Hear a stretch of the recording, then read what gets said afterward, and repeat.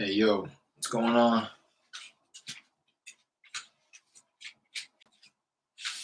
Welcome back, welcome back. Wanted to hop back on real quick when I had the time. Um, do a little bit of cold calling. So, welcome. This is your first time. My name is Derek, covering everything wholesaling real estate on the channel, specifically virtually wholesaling real estate. I am working in the Houston, Texas market from California. So, if you're out in Houston, either physically or virtually, feel free to reach out. Let's see if we can make something happen. I did a little bit of texting earlier, sent it off to like 240 numbers, 240 properties. Got a few more responses coming in. This one guy has about an acre of land. Um, an acre of land. He's asking over it's 1 acre over 1.4 million. I also own two more acres adjoining it. I'm looking in the area. There's definitely a lot of townhomes being put up, a lot of new construction, but I just can't quite see how his would go for a million four. Right, that's what he asked. 1.4. That's just wait. That's too high. Um, some quick comps in the area. Some quick land comps in the area. 1 acre, like right. It's got to be right next door. Yeah, his next door neighbor. Is that it? His next door neighbor? No, it's like three properties down. That one sold for 1.1 essentially. Um,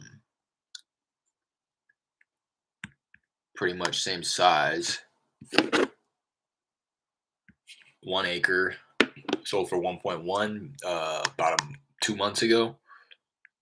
The one down the street that's kind of on the main roads is 1.05 acres, sold for over a million, just over a million. Another one sold for 1.1. This one's 1.17 acres, so bigger than his. This other one sold for 950,000. That's point 0.8 acres on the main road ish, right on the corner, like a bunch of intersections. So I don't foresee him getting 1.4. This is one where I really wasn't planning on. He had asked for a call. I didn't see that when I was out, and I got back in and I texted him because he had followed up. He said, "Who is this?" After like an hour had gone by, and I hadn't called him yet. And then I introduced myself and asked again if he was interested in selling that place, and if so, I'd love to learn a little bit about it. And then I saw that it was a vacant lot and not an actual property. So that's kind of something that I come across often when I'm driving for dollars on Google Maps. Sometimes you'll see it's a property, but the picture was taken 2 years ago, 3 years ago. Now, when I pull it up on Zillow, I can see that typically when it gives you just the assessed value and there's no like beds or baths up in that heading on Zillow, it means that there was once a property that there's an address attached to it, and there's a home that you're looking at on Google Street View, but that it was probably torn down at one point, and now it's just a vacant lot. Uh, 1 acre. Just in some more perspective here, 2020 assessed value per Zillow is 547,000. On Redfin, it lists his lot at 704,000. So just to kind of again give you a little bit more perspective on that, he's not going to get anywhere close to what he's asking. I don't think, at least, but it's not something that I'm going to waste my time on. That's for sure.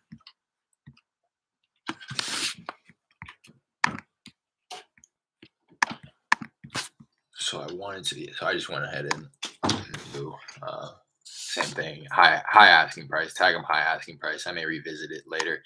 I had set myself a task, I think, just to kind of. Oh no, I didn't. I just left a note for myself. I said, "Looks like it's just a big vacant lot. There's a lot of new construction going on here, but I'm not going to spin my wheels trying to figure something out to make him an offer that I wouldn't be confident on anyways." This is one again where I would pursue it at a later date once maybe I've built my network out a little bit to where I know that I have buyers that are doing new construction. Um, I just wouldn't be able to make this guy an offer in confidence, knowing that I'd be able to find a buyer for him. Um, and to each his own. Not to say that I shouldn't make an offer or what, but that's just a decision that I'm making when it comes to this other stuff, right? When it comes to single families, I'm down. I'm down to throw out offers. I know that at the very least I'll be able to find somebody as long as the price is attractive enough. But when it comes to like new construction, especially new construction at such scale, like somebody who buys this is probably going to want to build like 6 townhomes on the acre. That's what they're doing in the area. So, uh, and the townhomes are selling for like 300,000. So, again, I just am not going to waste my time on it. I'm going after the kind of the lower hanging fruit, single family residential. Now, had this guy been asking like 800,000 or close to what his Redfin estimate was, which was like 700,000, then I may, if it looks like an opportunity on its face, then I may look into it a little bit more. But this guy's he's asking 400,000, almost 50% higher asking price than what land comps are going for. So everything else aside of what I just mentioned about, not pursuing other opportunities aside from single family, it looks like he just is not a deal. Of what I know, in order to just assess value in the area, I also think that he's asking an unreasonable price. So all else aside, it's just not a deal. Um, a bunch of other people got back to me, but nobody's interested.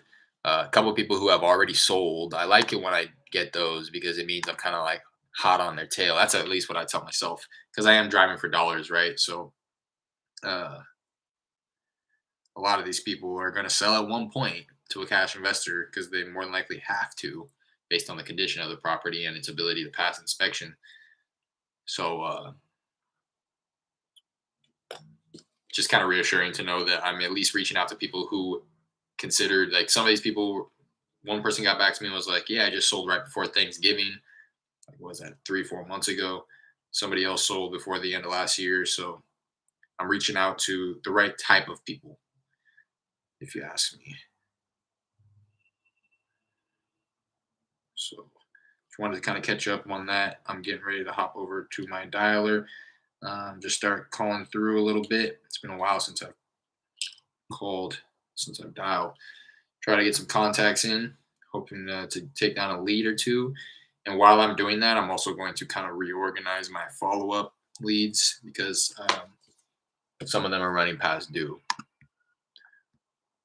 So if you hear me clicking around, just know that's what I'm doing. Kind of just reorganizing my follow ups to make sure nothing slips through the cracks here. All right.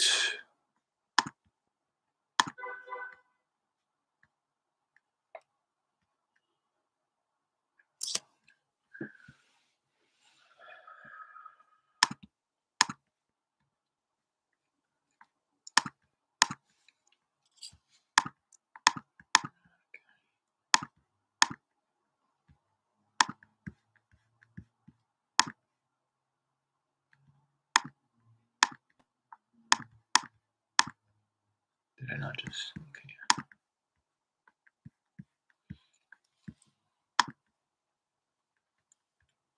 Mm-hmm.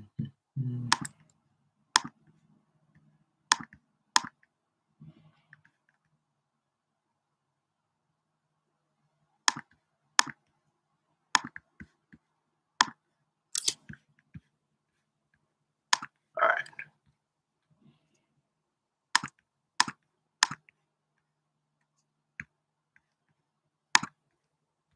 All right, boom. Going to kind of do the same thing that I've been doing. Start from the smallest, work my way up to the bigger campaigns. This one has like 16 properties in it that still have to get called through based on my kind of filters, my live filters, I think is what Call Tools refers to it as. Um, Before they just kind of go stale, like you've called too many times. So you get to pick how many times you're going to call through. Um, so just for the sake of running the course of what I initially set up, this list at one point was hundreds. Now I've called through it, filtered out the people who are uninterested, people who are interested, people I'm following up with, and it just gets smaller and smaller. And then it gets to a point where I'm just calling a bunch of people who are never answering, right? Or I don't have the correct number. So then, it could just be them trying to get a hold of them at the wrong time of the day. So, you want to call through them at least a few times can't expect everybody to answer on the first time. But then at one point, it gets to a point where it's like, okay, now I'm just wasting my time. I shouldn't. This probably isn't the right number. I've already called them 6, 7 times, right? So just like that, it blew through those last few properties in the list. Like I said, I really don't expect to get any contacts out of those, but just for the sake of running its course, how I initially set it up, um, just like to do that.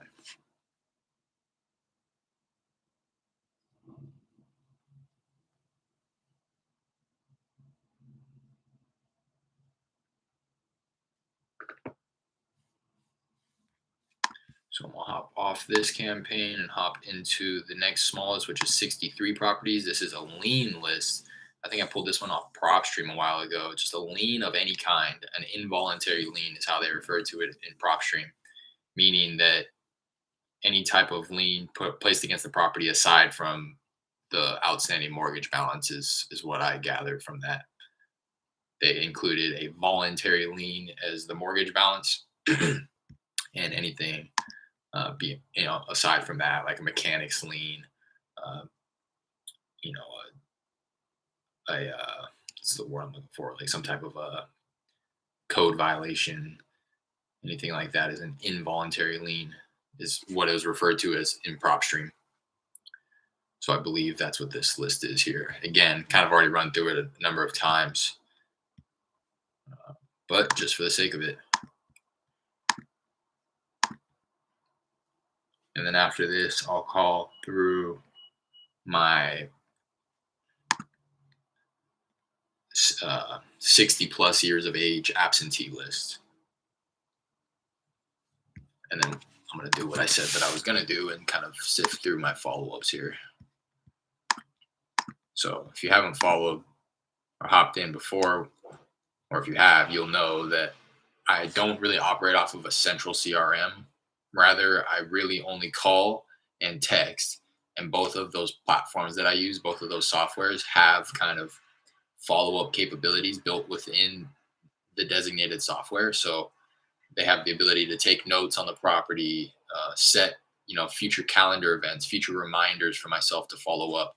So that's kind of, I'll keep it separate. So if I'm generating any lead through text, and I want to remind myself to follow up at a later date, I will set my follow up reminder within that texting software, and then vice versa. If I cold call somebody, generate a lead that way on my dialer, I will set my follow up on my dialer kind of internal CRM.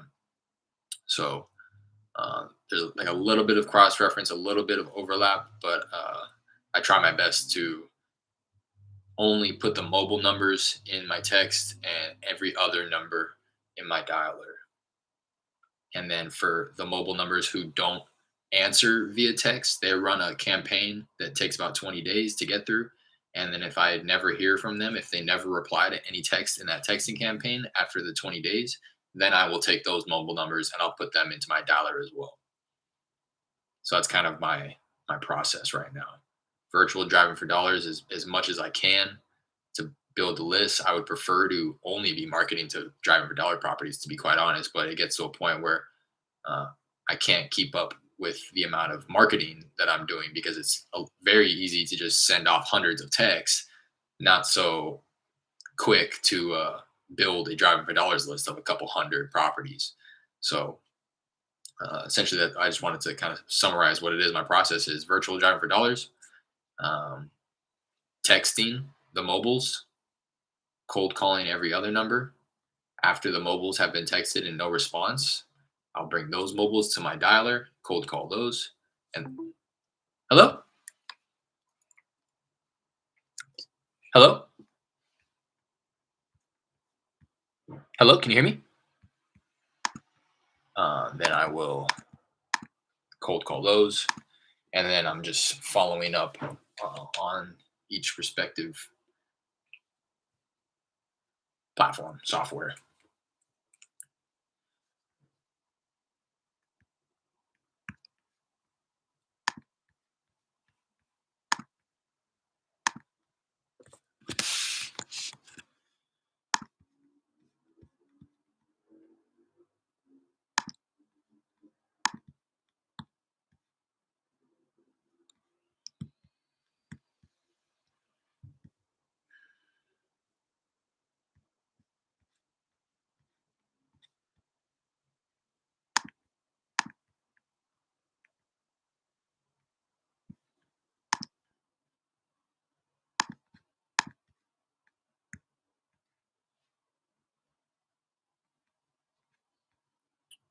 This property is just a little small. This guy wanted 99,000. His estimate is 110 in an area that I'm very familiar with, but it's only 800 square feet.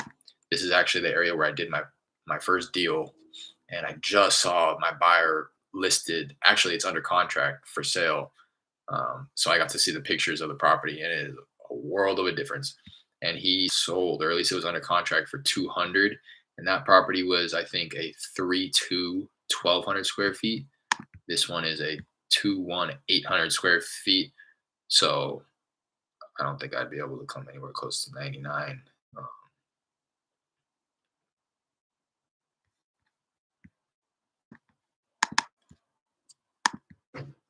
I'll run the comps on it real quick. I already have batch leads pulled up.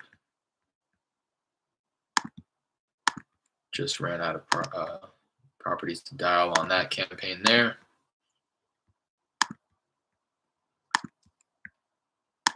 I'll hop off that, and I'm actually going to run some quick comps on this just to see if it's worth following up with this guy or not. Tool.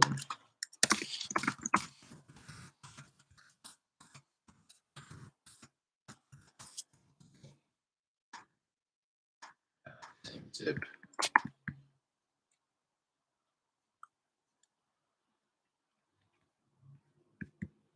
Added successfully. Pull it up on batch. Batch just added this owner profile tab, so you get to see the linked property. Essentially, that's what it was. Linked properties is what it was referred to as in PropStream. MLS, nothing on MLS. It wasn't listed. Foreclosure and liens. Don't see anything. I just like to kind of briefly check this out to see if there's anything that pops up. Let's see what it got assessed at. Total assessed value 59,000. That was in 2021. So there you go. I mean, I'm not gonna. I would probably need it somewhere around there, just for the sake of doing it real quickly. Show me single family residential homes that sold within the last 12 months, built within 10 years, 36 square feet. So I'm gonna say show me plus or minus 40%. What will that be on the high end? 1170. Yeah, that's fine. Located within a half mile, with the lot square footage being 6,000. I will say show me plus or minus 30%.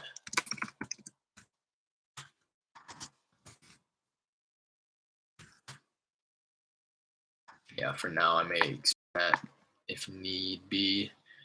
That gives me two properties. Both of them very close, but definitely comps. Here's a 2-1, 10 square feet less. Not going to go crazy about that. Smaller lot, 4 years older.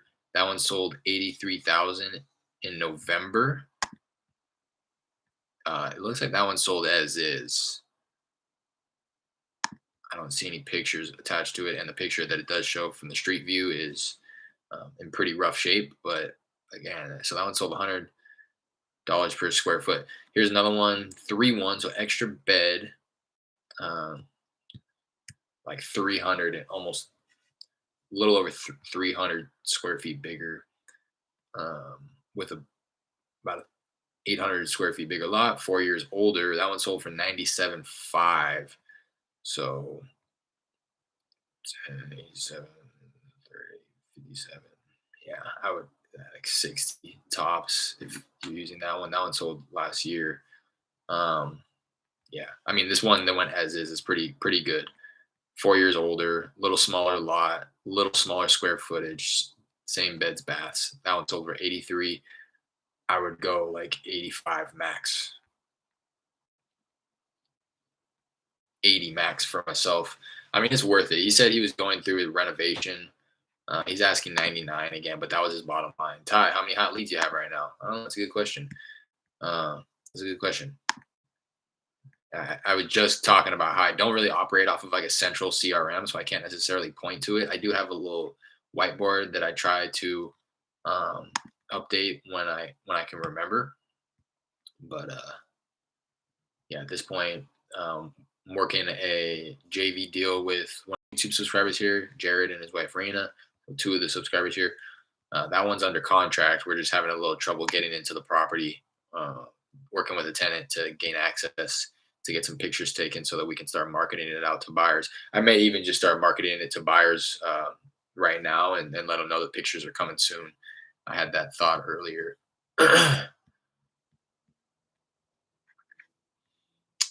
Yeah, this one isn't. I'll shoot him a text real quick. He was also in the middle. Mentioned 99 is his best price. Plans on doing the remodel himself over the course of the next 3 months. Then I was like, hey, do you want me to refer you to a realtor? And he was kind of open to it. So just gonna shoot him a text. Uh,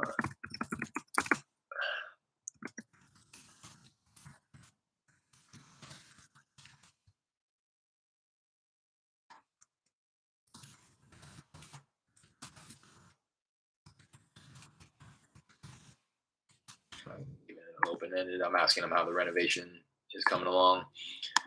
Go ahead and I'll follow up with him before the end of the month, just to see maybe if he is. He said 3 months. He said, I'm gonna renovate over the course of the next 3 months. That was on November 12th. He said that, so it's about exactly 3 months since he said that. So if he stuck to his word, he should be finishing the project right about now, getting ready to list it. So maybe he hasn't done anything, in which case I may be in luck if he's willing to just sell it as is. But other than that, I don't really foresee this being anything other than a realtor referral. All right, I'm gonna hop back on the dialer. This is my 60 plus years of age, hot zip codes identified by the list source hack, and absentee owned.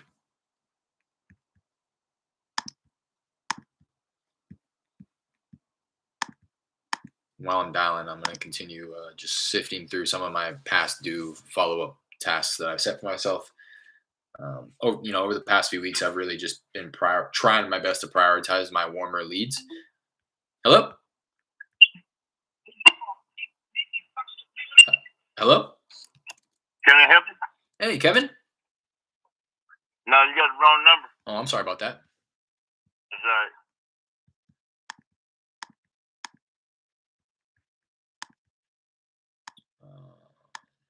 Saying I've really been just trying to clean up my follow ups as they pop up on my calendar. I'm just realizing as I'm gaining a little bit more experience and continuing to educate myself every day, I'm just realizing how unnecessary some of the follow-ups that I've set for myself are. You know, like I used to be setting follow-ups just real quick. Like, I justified it like, oh, it's only going to take a quick second to give this person a call. But if they're not somebody who's actually going to end up selling their property, then it's not worth even a few seconds, right? And that's kind of what I've been able to realize is a lot of the people who I've set follow-ups for, they're not even truly any level of motivation, and it's kind of just a waste of my time to be following up with them. Granted, it only takes a few seconds to call them and try to reconnect with them, but a lot of these people, it was like I was telling myself, I was tricking myself into thinking that they were gonna sell at one point in time. But and I can give examples, but that's essentially where I've been at. So uh, you know some follow-ups may be popping up over the next few days. They have been over the past few weeks that I might have set like 6 months ago, 3 months ago. And now that they're popping up, and again, I'm kind of coming to this realization. I'm looking at it and realizing like, oh, I shouldn't even waste my time with this person. So that's kind of what I'm doing right now is dialing off call tools and then kind of reorganizing my follow-ups within my texting platform, just so that I don't waste my time and utilize all the time that I do have since I don't do this full time. Uh, you know, Going after the lower hanging fruit, the warmer leads, and if there's nobody to follow up with on that day, to hop on the dialer and generate some new ones.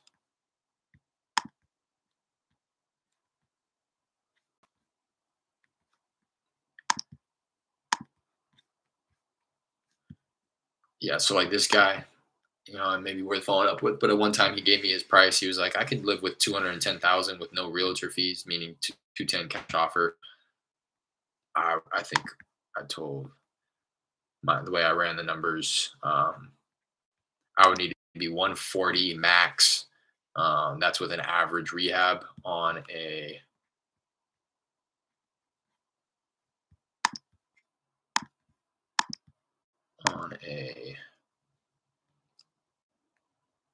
1,500 square foot place. So even if it was cosmetic, I mean, I may go 150, 160, but definitely not north of 200.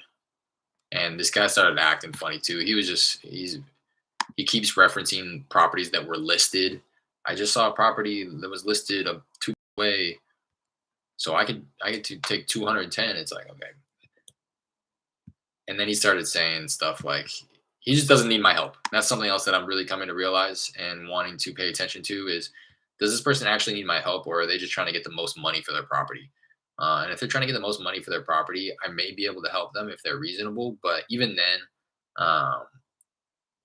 it doesn't quite, it's going to be friction and tension all the way until it actually closes. And this guy, like, before we've even entered into an agreement, is already skeptical of the process.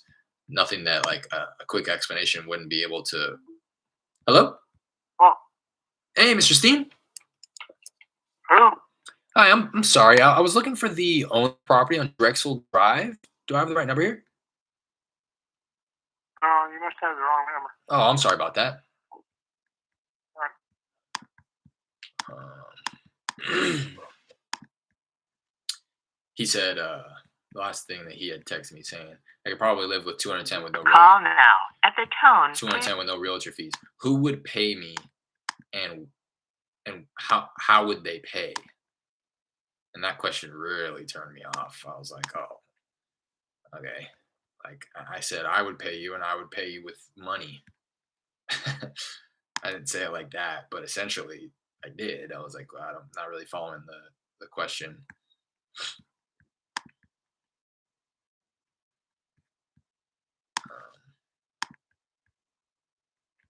So yeah, that's just in a nutshell. I'm trying to shift from the scarcity mindset, thinking that every person who is even willing to entertain a conversation with me needs to be converted.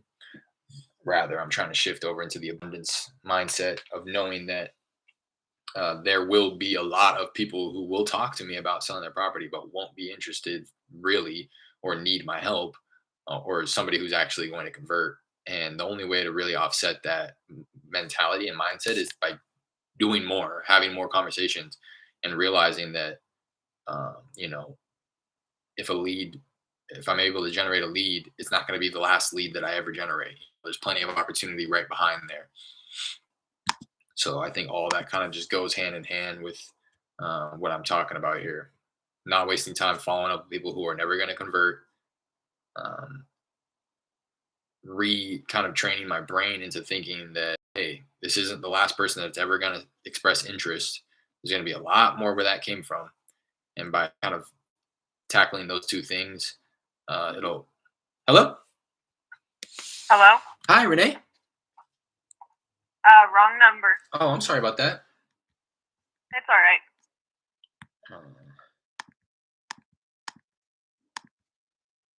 I'm going to be able to kind of navigate through this, one with ease, two with speed, and hopefully be able to start, forcing some of these leads to the bottom of the funnel here, as opposed to letting them all out at the top. Hey, sorry, it's been a while. Hey, what's going on, Limited? It's been a while for me too, so you might not have even missed any sessions here. Hello? Hello?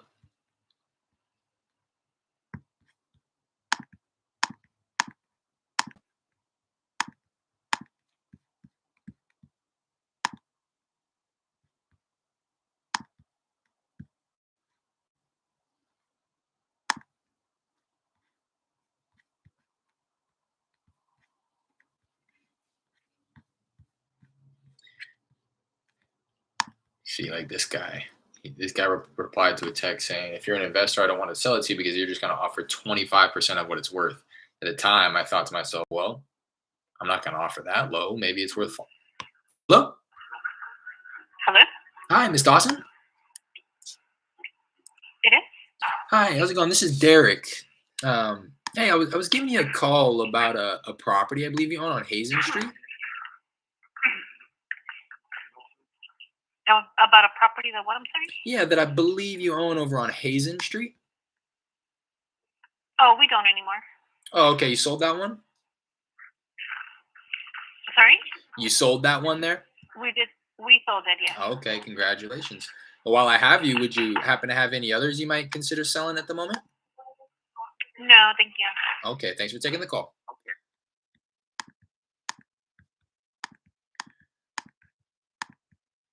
Um, so this is like a perfect example. The guy who says, "I don't want to sell it to you because you're going to offer 25%." I somehow convinced myself that this guy's worth following up with because, hello, Yes. hey David, Hey, how are you? hey, I'm doing well. How about yourself? Oh, I am okay. What Good. can I do for you? Yeah. This is Derek. I was giving you a call about a property I believe you own on Gladewell Drive. Oh, it's not for sale. Okay, completely understand. Yeah. While I have you, would you happen to have any? Nope. Um, I think you guys get where I'm going with this story about this text that I got every time I go to talk about it. Somebody answers the phone, but just not somebody that's worth following up with. His demeanor in general. He said what he said, but the underlying message there was that I'm not interested in selling my property, and that's what I need to be able to read between the lines. So he is in a follow up campaign, which is cool. I'm down to do that in text on the text platform. All I need to do is just add them to a campaign, and they're going to get texted over the course of like however long the campaign is automatically. So it's just hands off. So I'm down for that, but I don't need to set myself follow up reminders to check in on it or call him or anything like that.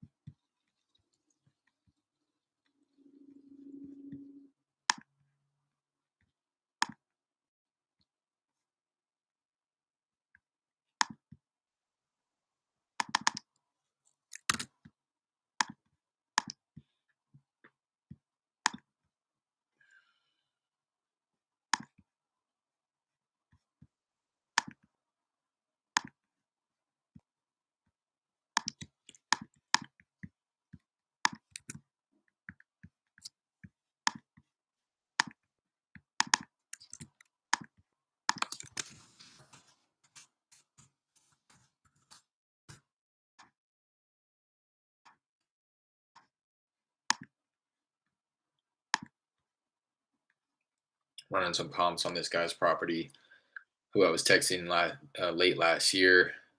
He gave me a number that's like 10,000 under his estimate. Roof has some hail damage. Sounds like the foundation may need a little work.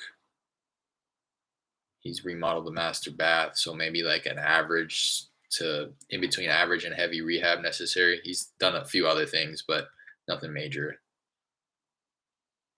He's thrown in some new windows. I asked what he would do if he were to finish like making it brand new. He said rewire the house, um, refinish the hardwood floors, repair some cracked sheetrock, replace the remainder windows, remodel the kitchen, and then the other bathroom. So he's understands that a lot needs to be done, and replace the driveway and garage doors. He told me all of this through text. I said, "Does it have central AC?" Yes. And it was replaced a few years ago. And then I asked if I was able to do something close to his asking price, if he'd be Available. Record. wanting to take care of it ASAP. And he said that he would have to find another place to live before he could sell. and that we got to talking. And he said that he would need the proceeds from this sale in order to roll it over into his next property, and that he hasn't started looking. I'm thinking of moving to a small town. Bueno, Hi, is this Miss Temis? ¿habla español? Un poquito. ¿Quieres vender tu casa en la calle de Johnson Road? No, yo no tengo casa. Gracias. Oh, okay, thank you. She said she doesn't own the property. I'm going to go ahead and mark it wrong number. Or she doesn't have the property, I believe is the translation there. I don't have the property. I was looking for a Sergio anyways. That didn't sound like Sergio.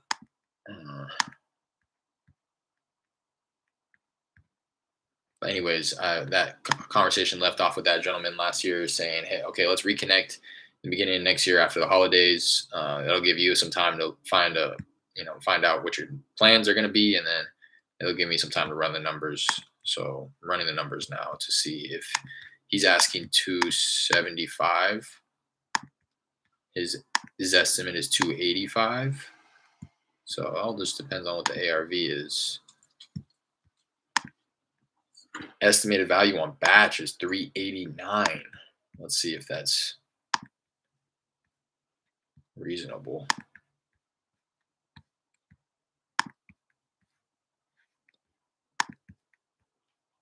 Assessed at 262 last year.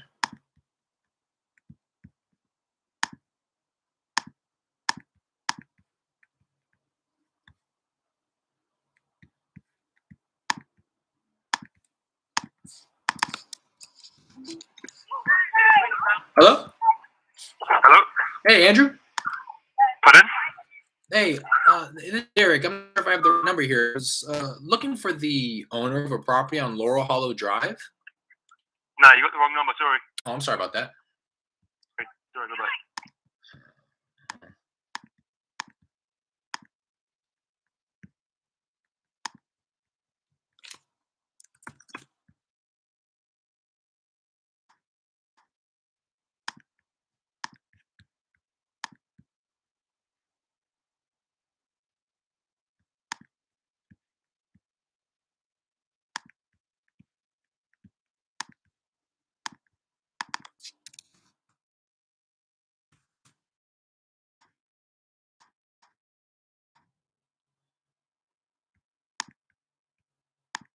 See what kind of comps this shows me. 26 properties. Jeez, a lot of activity here. Let's go sold in the last 6 months and bring it down to a quarter mile. Square feet within 25%. Same with the lot. That filters it down to one property.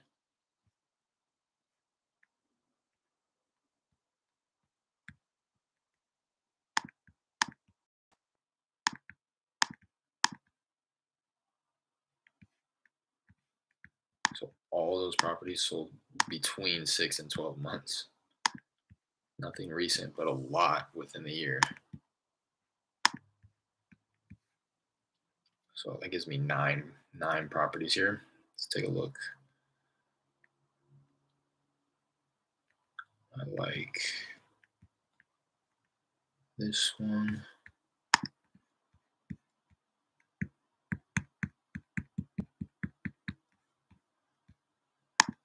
Maybe not.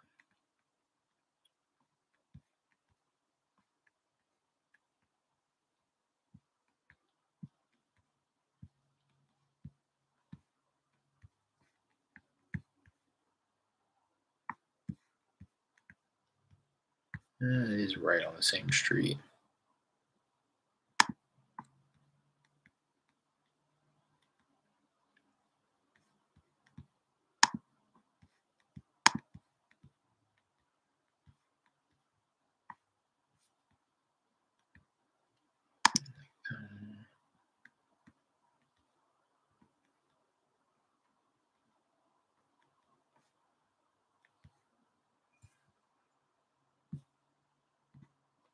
Yeah, I guess prices in the area are crazy.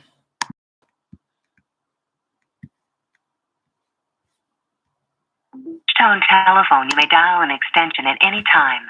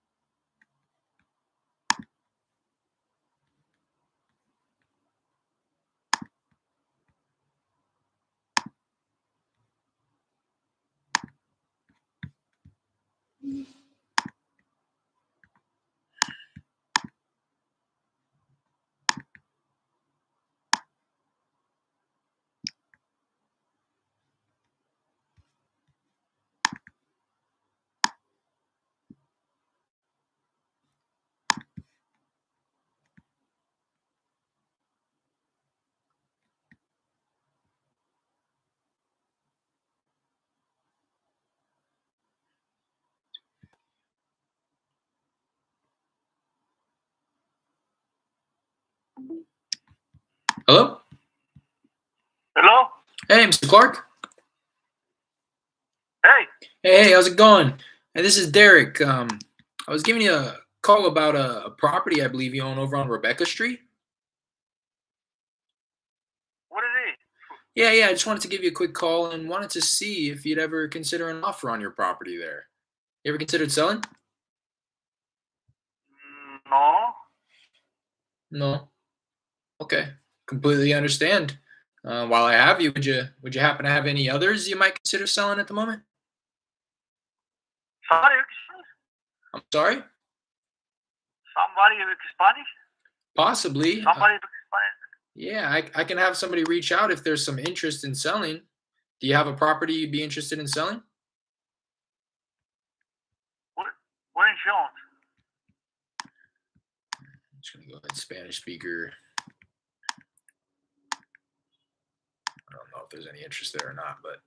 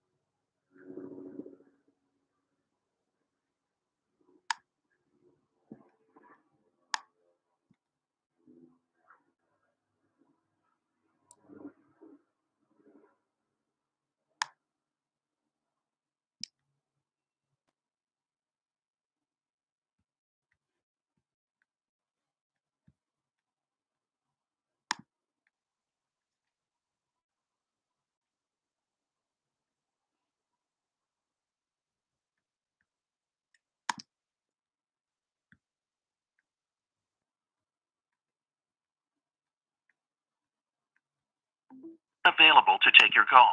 Please leave a message at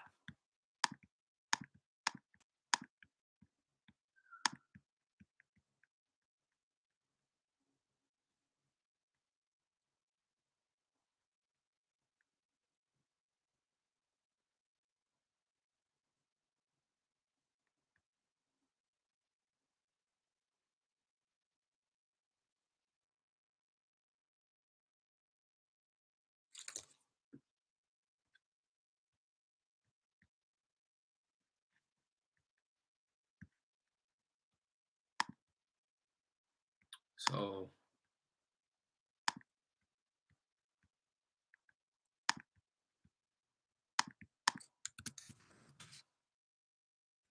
cons-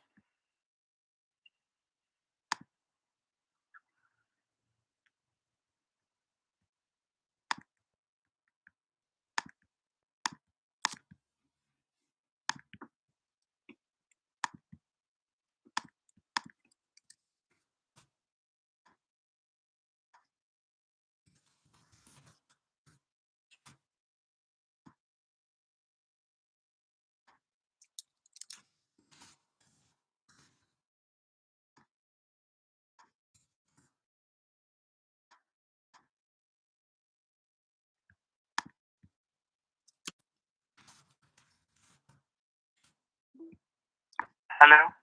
Hi, is Mr. Rahman? Yes, speaking. Hi, hey, how's it going? This is Derek. Hey, sorry, I know this is a bit random here, but I was calling about a property I believe you own on Almington Lane. Yeah. Yeah, I just wanted to give you a quick call and wanted to see if you'd ever consider an offer on your property there. No, right now I'm not selling the property, so maybe I don't know, but I'm not in the market right now. Okay, completely understand. You think you may be interested in the near future? No, I don't know. I'm not sure. No. Okay. All right. Well, just so you know, my name is Derek, and we are looking for some properties that may need a little bit of love. So if you or you happen to know anybody that may be interested in a quick, Oh, convenient cash sale, I'm your guy. okay, Derek. All right. I appreciate you taking the call. All right, thanks. All right. Bye now.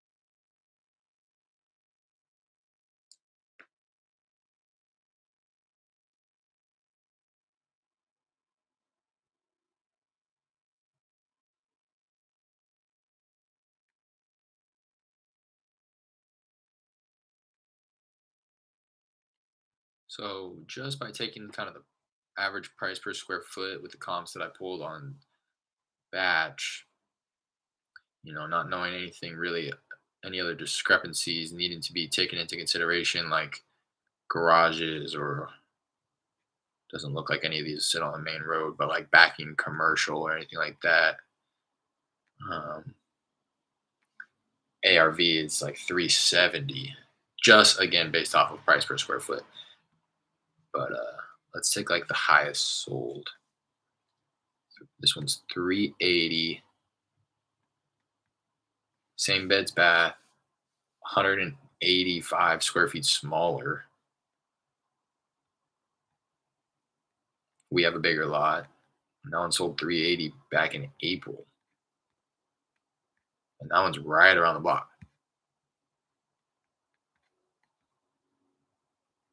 Has a 2-car garage. Ours has a 2-car garage. So I think you may even be able to just look at that one and say, another one sold for 436. 9 years newer, 1,000 square feet bigger on the lot, and like 250 square feet bigger on the house. So the price per square foot on that was actually less. So again, just kind of looking at it conservatively, I don't know what any of these truly look like. This is really just a quick peek here. Oh, hello. Kami ka lang ulit lang eh.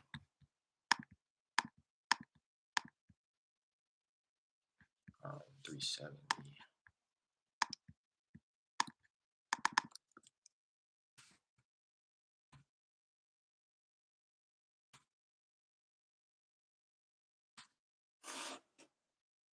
This place, 1687 square feet. It's gonna need at least an average, if not a little bit more. I'll probably 50 grand. Hello. Hello. Hey, Fred. Can I help you? Fred, how's it going? This is Derek. No, this is a bit random here, Fred, but I was giving you a call. I know what you want. Go ahead. Yeah, just giving you a call about a property I believe you own on Panay Drive. No. I gave you a call. No, I didn't give you a call. Okay, so there's no interest in selling that place there? No. I'm just trying to keep you on the phone and waste your time like you're wasting mine. I got all kinds of time. I got all night. Well, I appreciate you taking the call, Fred. I hope you have a good day. Oh, no. Keep on.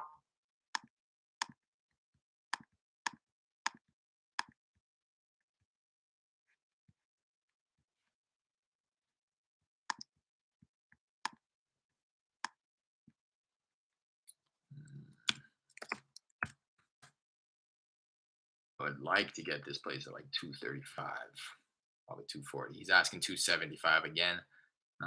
So we're not too far off, I don't think.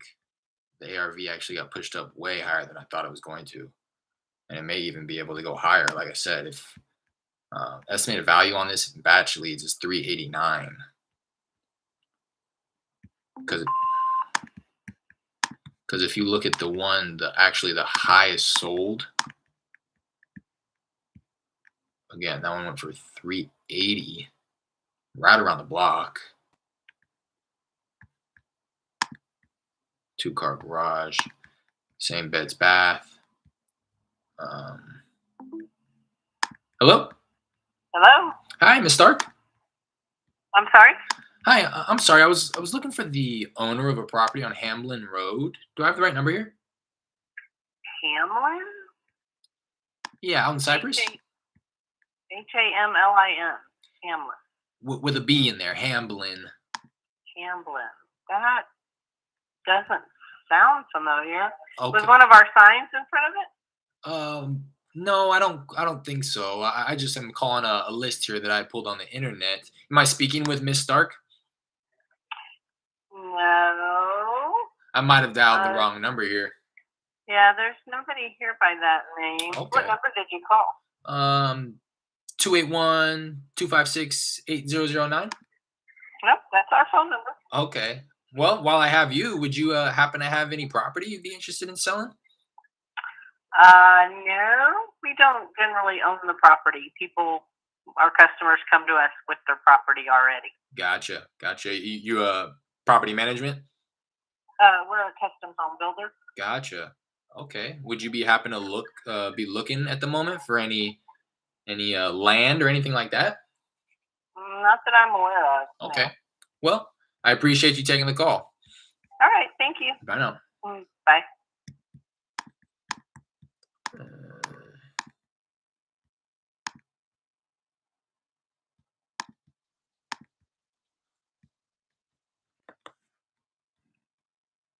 Again, if you look at this one property that went for 380, same year built, smaller lot, smaller square footage, same beds, bath, you may get away with saying that ours could go for 400. And if that were the case, even with a sizable rehab like 60,000, it'd still be pretty close. I would need him lower than where he's at, but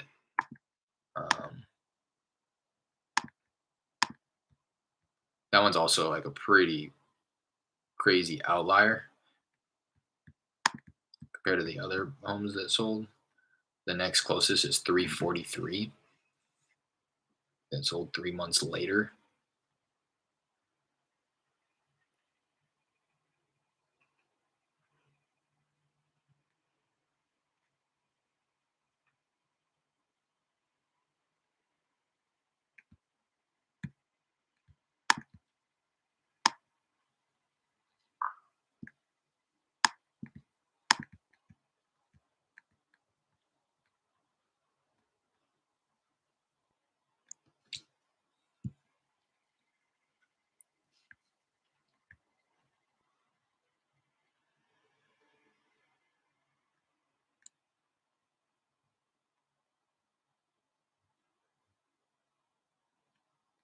I think, but there's another one that sold for 436 back in November. So I think you may even call ARV like 400 on this. What did I say to play it safe? 370. I'm gonna call it like 385 for some quick numbers. An MAO of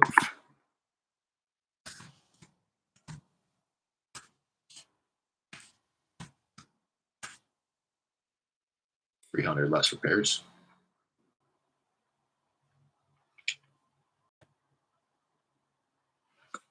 I think I would just need it somewhere around 250.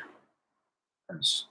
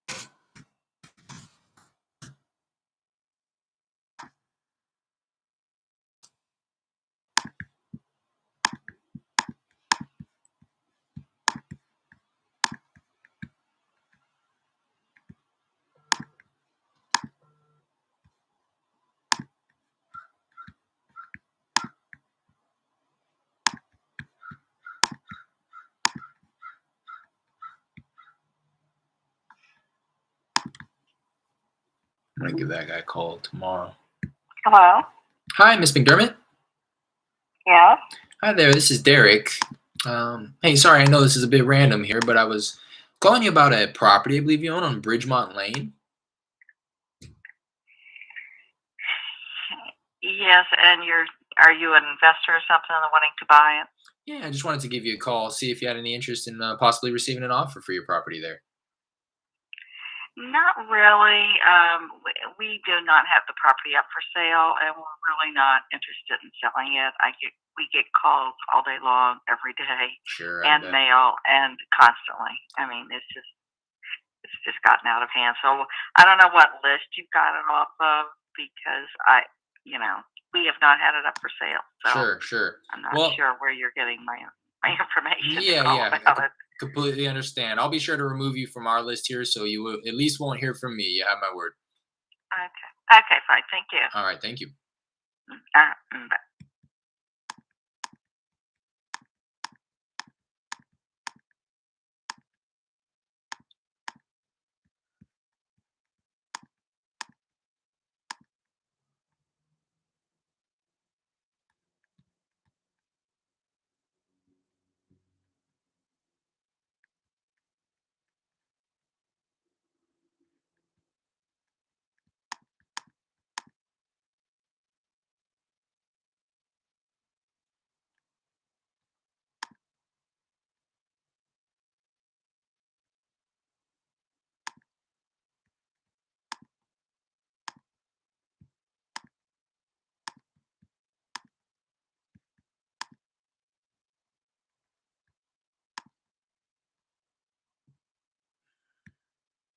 I can't lie, I'm really not in the mood to be dialing right now, and I'm sure you guys are getting that through just my demeanor. I know that I'm just like kind of churning through these with not the level of energy I should be bringing onto the phones.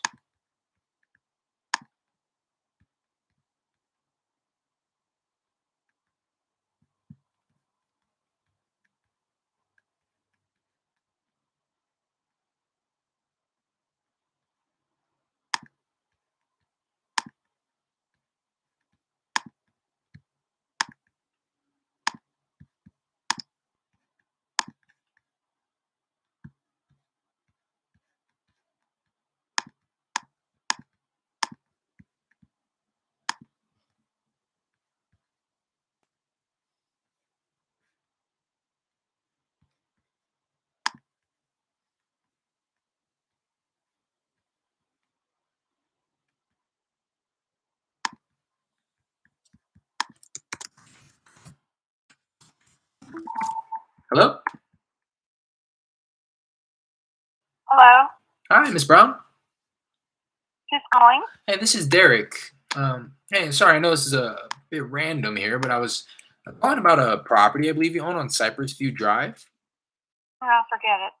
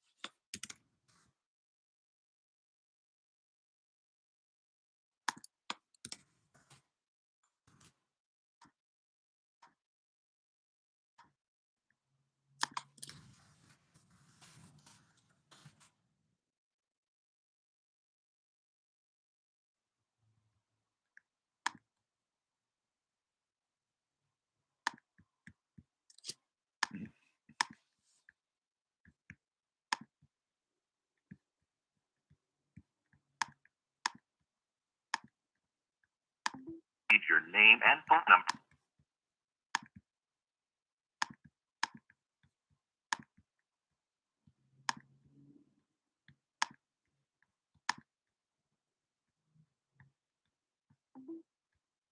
Hello?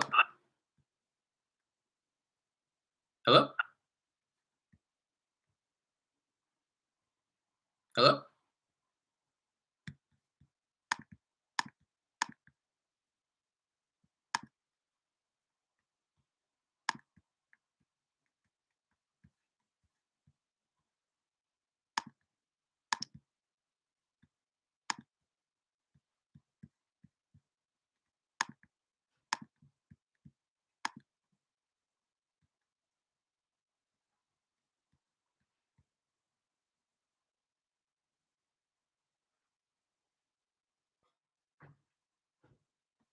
Leave your name and phone number after the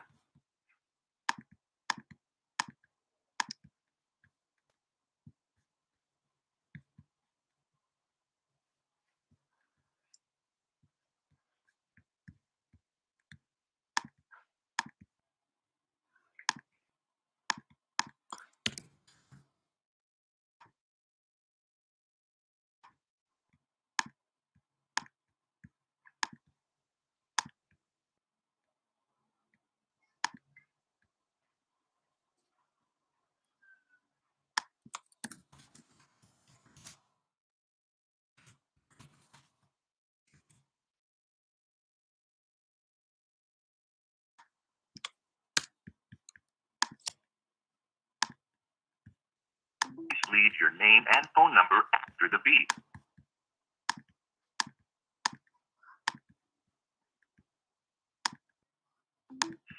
Hello? Reached voicemail of Lamar's.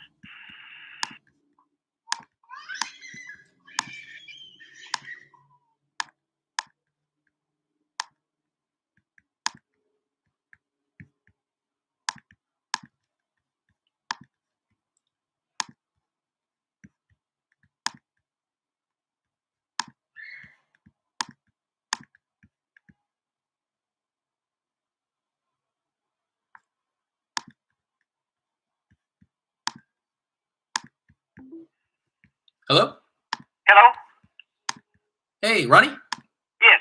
Hey, how's it going? This is Derek. Hey, I know this is a bit random here, Ronnie, but I wanted to give you a call about a property I believe you own over on Park Crest Forest Drive. No? Oh, I'm sorry. I might have the wrong number here. You don't own that place over on Park Crest Forest? No, I don't. Oh, okay. I might have dialed the wrong number. Well, while I have you, would you happen to have any property you'd be interested in selling at the moment? No, I sure don't. Okay. All right. Well, I appreciate you taking the call anyways. Hmm?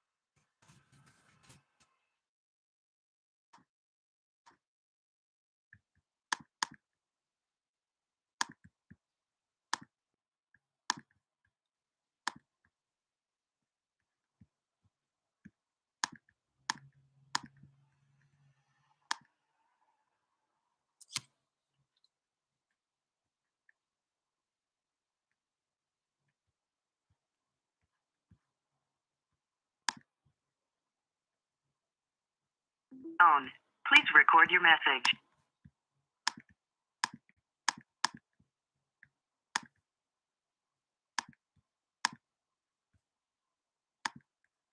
drive today.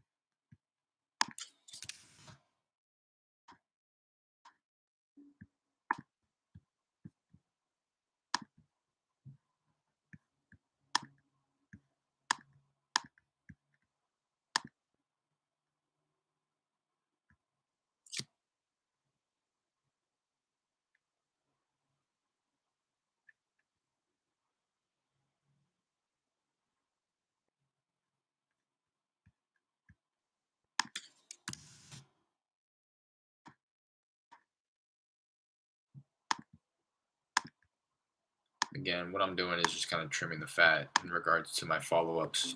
Channel connection group. I'm just kind of revisiting all the follow-ups that I've set for myself and determining whether or not it's somebody who I actually want to follow up with. And a lot of these are people that, hello? People that I'm not even wanting to waste my time with. Now that I'm seeing it like with a fresh pair of eyes. Whereas when I first spoke with the person, I may have just been overexcited at the fact that somebody texted me back with some type of a favorable response other than that they weren't interested. So now that I'm going back to them, I'm realizing like, these aren't even really truly any type of a warm lead that is worth my time following up with. What's up, bro? How's the cold calling going? Any hot leads? Nothing hot. It's been pretty dry, to be quite honest. To the point where I'm honestly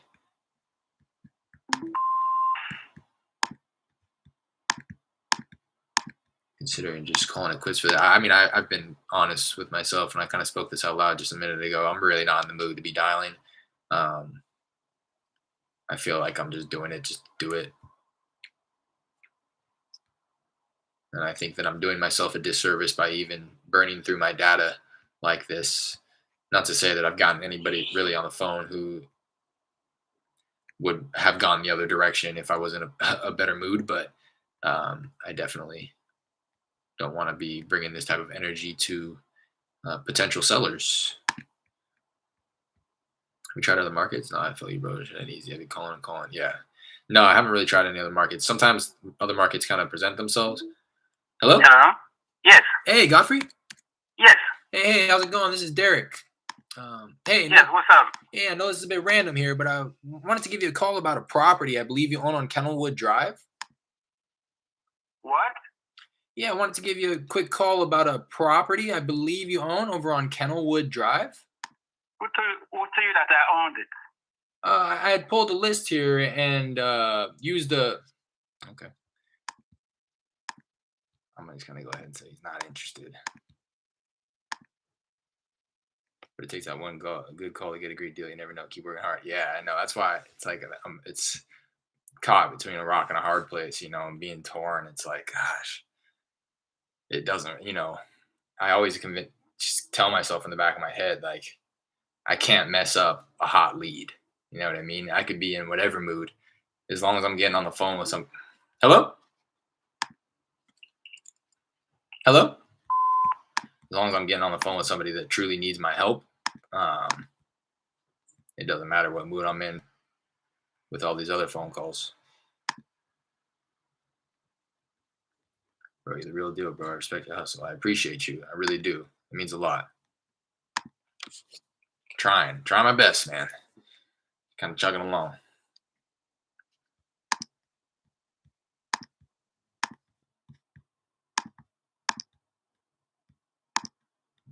Got a little under 200 properties left here on this campaign, which again is supposed to be absentee owners, 60 plus years of age, in hot zip codes that I've identified. Our hours are 8 to 5, Monday through. That was the wrong number. Bro, you're not. Yes, absolutely. Serve, not sell. Exactly. Bro, you're not alone. We're all here fighting for a better life. That's really why, I've come to really enjoy coming live here, just connecting with new people. Hello? Thank you for calling Houston Oral Surgeon and Penn Center. How can I help you? Hi, I'm so sorry. I think I dialed the wrong number here. Bye. Yeah, that's why I really have come to appreciate hopping on live here. It's just, I find it to be, honestly, at this point, the best way to connect directly to people who are doing exactly what I'm doing. And it's allows me to navigate through my workday with comfort and ease, knowing that I'm not alone. So definitely appreciate you saying that as well. It's a good reminder, to remind myself. I've always been the type of person that kind of felt the need to have a partner only for that reason, though. In the past, I felt like I've entered into partnerships only to then kind of look at my partner like, they're not really doing as much. Don't really think that they're entitled to 50% of whatever it is that we take in here. And I think as of recently, I've been able to identify that within myself. Like the only reason I truly felt the need to enter into partnerships was for that sense of connection, that sense of like, uh, like, it's the word I'm looking for. Not brotherhood, but I mean, essentially the same thing. Camaraderie. Like, yeah, we're doing it together. You're not alone. But now I've realized that I don't need to enter into a business partnership specifically with anyone just to help me navigate through my workday. There are people like you and people like me that are doing the exact same thing every single day, and they're down to hop in the comments, down to hop on a live stream just to kind of showcase that. So appreciate anybody who's vulnerable in that respect, that's willing to admit, yeah, shoot, this shit's hard.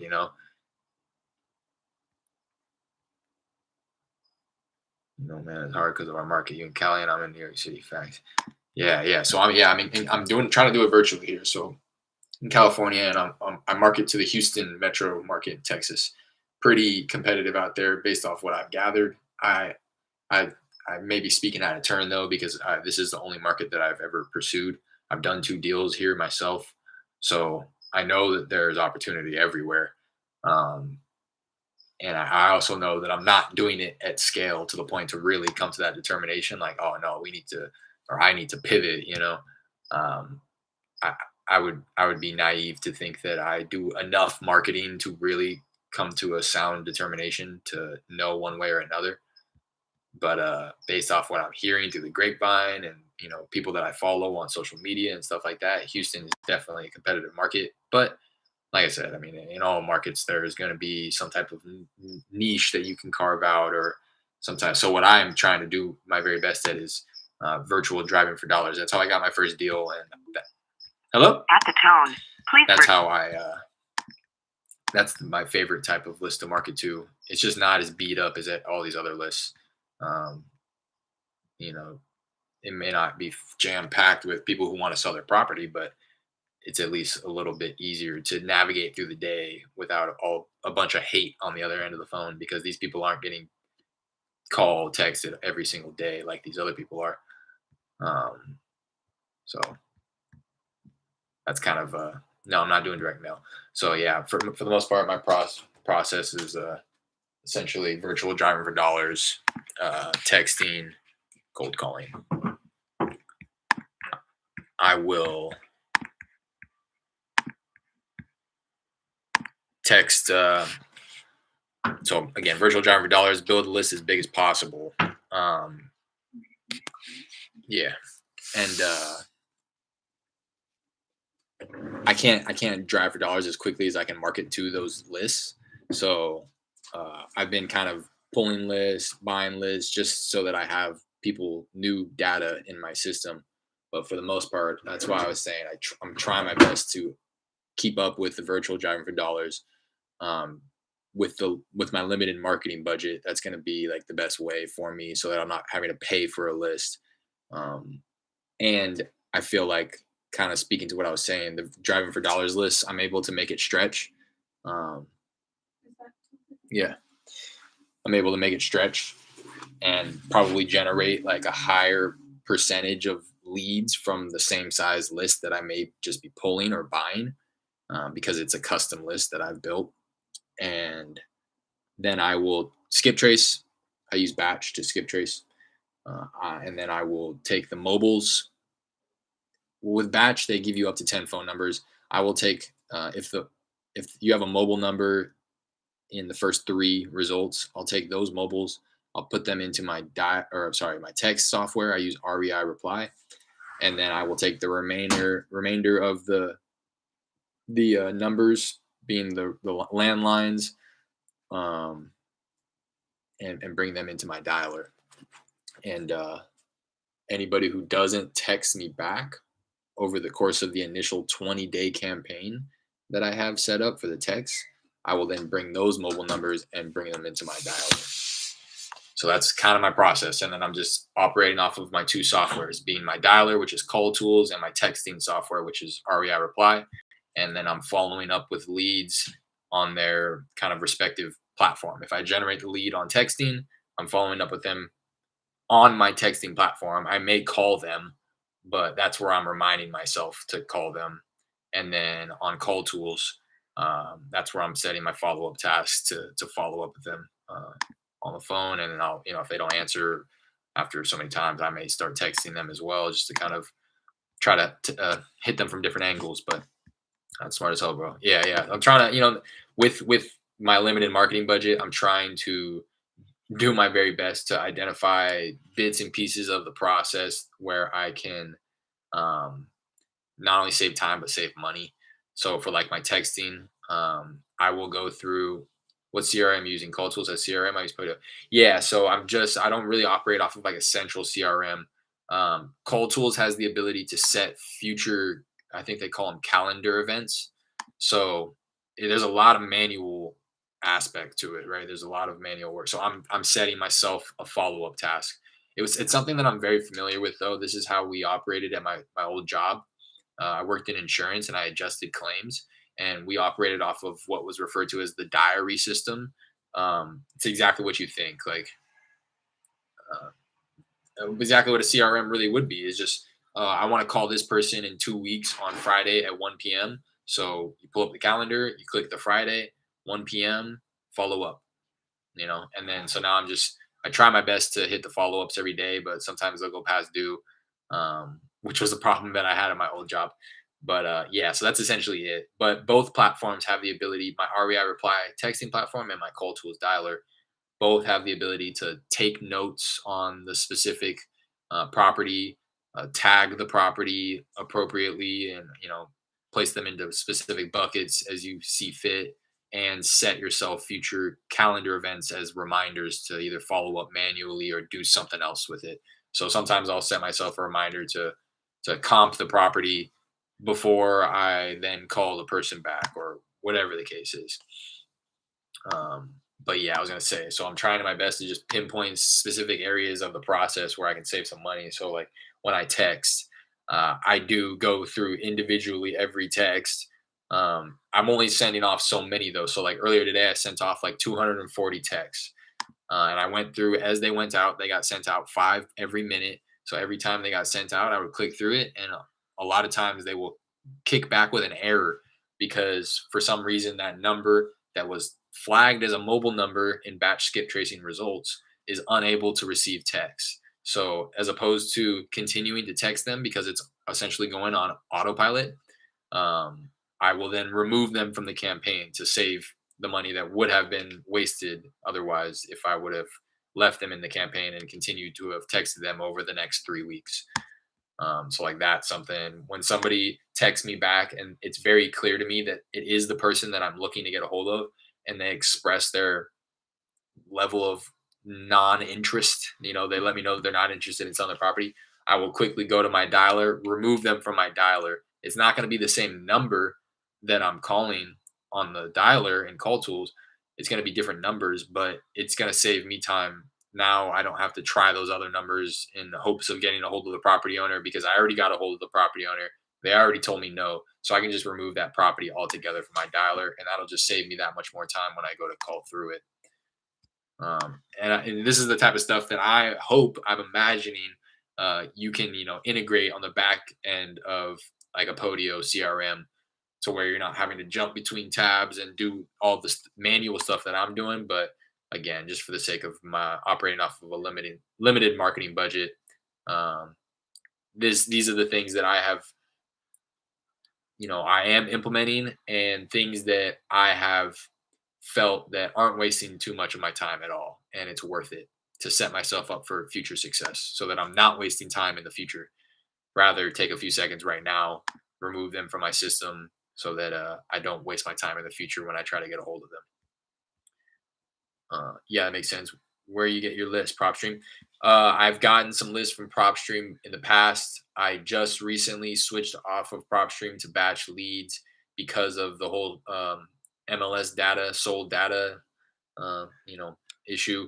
It affected me because I'm in Texas, a non-disclosure state, so I needed that sold data. So I switched over from PropStream to batch leads just for the sake of comping properties, and I'm ending up paying like $60 less. I should have done it a long time ago.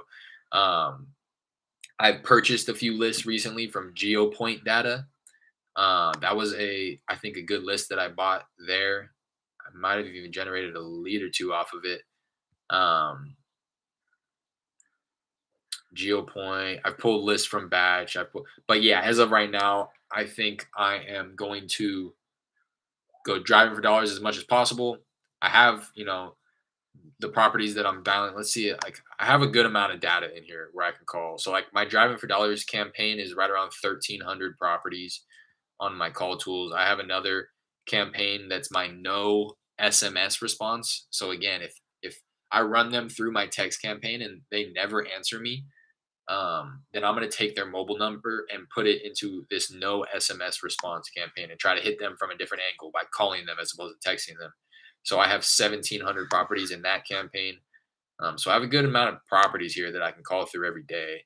And then I have a driving for dollars list that I'm working on currently that I just got over 300 properties earlier this morning, ready to be skip traced. So I just know that once I close my next deal, I'm gonna want to put fuel on the fire. So I'm already kind of brainstorming on what I'd like to do. I want to stick to this niche of driving for dollars in the market, assuming that it's pretty competitive.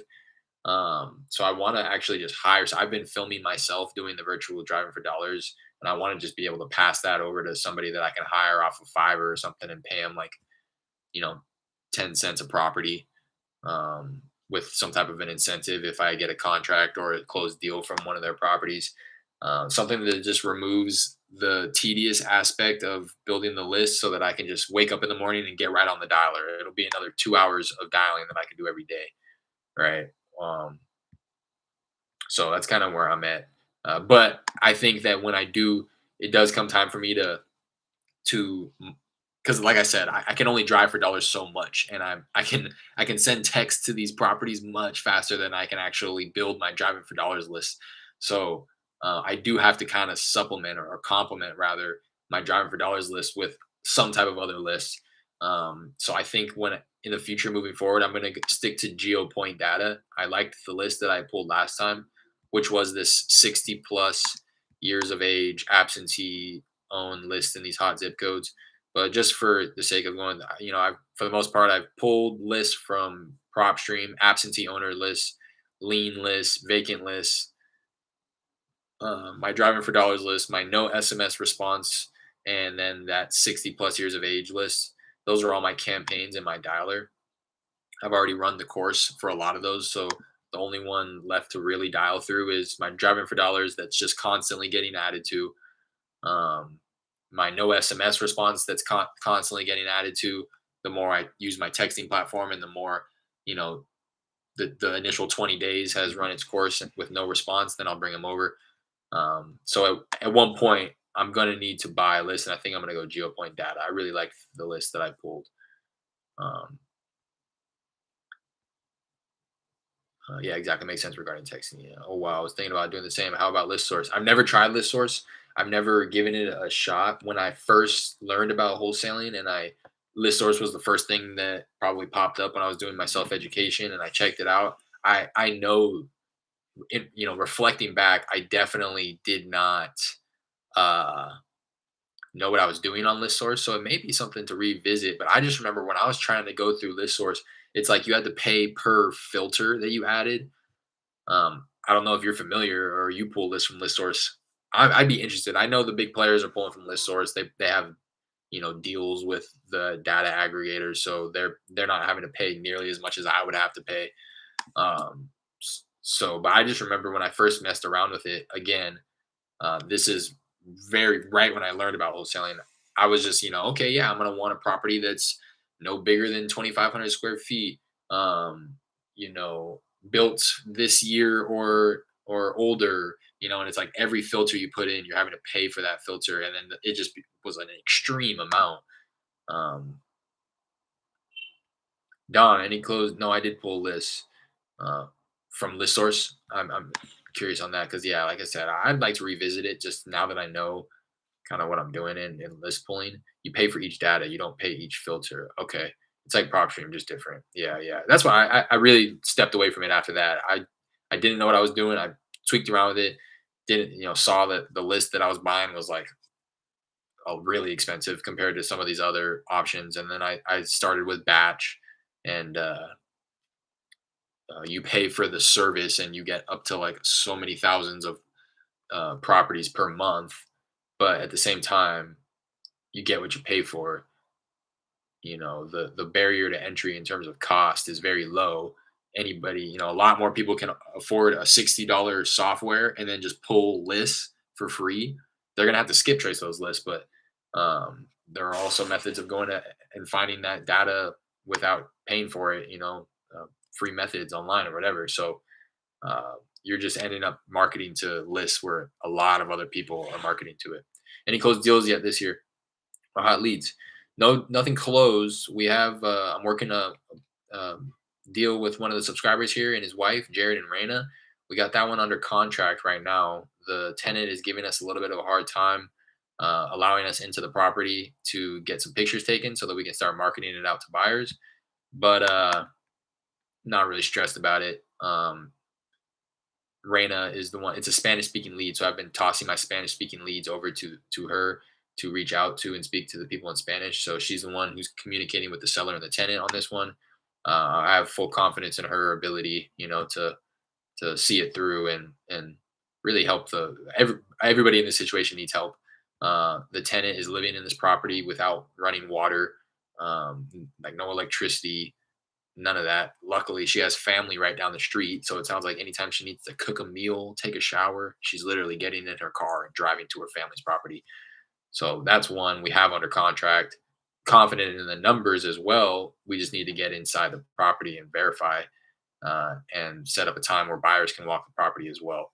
So that's kind of the hottest one. That's the one main priority as of right now. That's the one under contract. Is the data good though? It's not. That's or rather the data in terms of the phone numbers and stuff. I use batch skip tracing. I do think that the data is good. Granted, I've only tried a few other skip tracing providers, but I do prefer batch. In terms of the lists, again, yeah, you just got to know that like you're contacting somebody who like thousands of other people, especially nowadays with the education being so readily available. Everybody is pushing batch leads, right? All the wholesaling gurus, all the pros are pushing batch. So somebody who's just starting out is going to batch, paying the $60 a month, pulling a list of 5,000 properties for free, skip tracing it or reaching out, some other way. And then, there's so many other people who are doing the same exact thing. So I know skip matrix for skip tracing is good too. Okay. I'm gonna take note of that.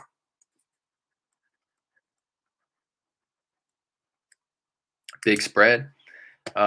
Yeah, so we have it under contract for 85. I think that it can be, depending on the true condition, dispoed anywhere between 105 and 125. The one right across the street, which is like damn near cookie cutter comp, which is good because this one's like on a corner lot, but it's really small. There's like no backyard, like it's a really tiny lot, like 1,500 square foot lot. But the one directly across the street is the same exact thing, and that one went as is. I'd imagine to a cash investor, it's 100 square feet bigger, but everything, every other criteria of the property is the exact same tiny lot, and that one sold for 125 on market to what I'd imagine is a cash investor, because the pictures are, it's pretty clear that it was sold as is.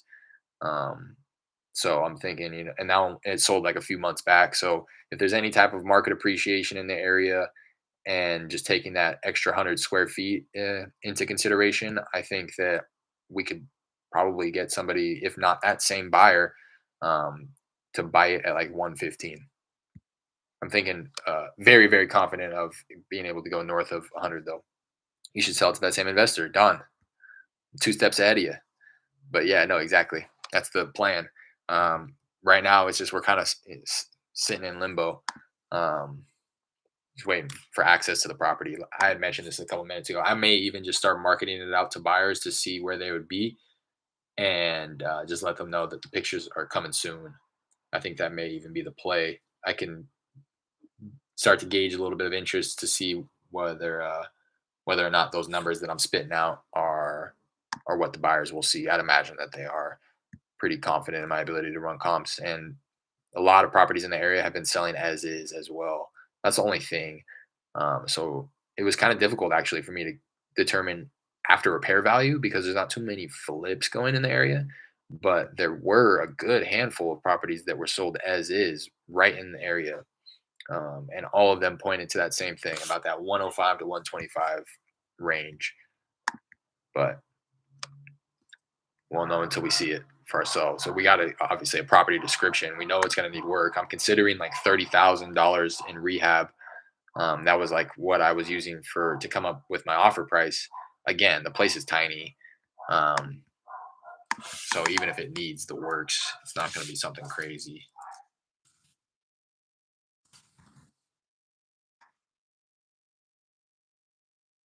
Places, yeah, like little more than 900 square feet. You should sell that same visitor, which sucks. Yeah.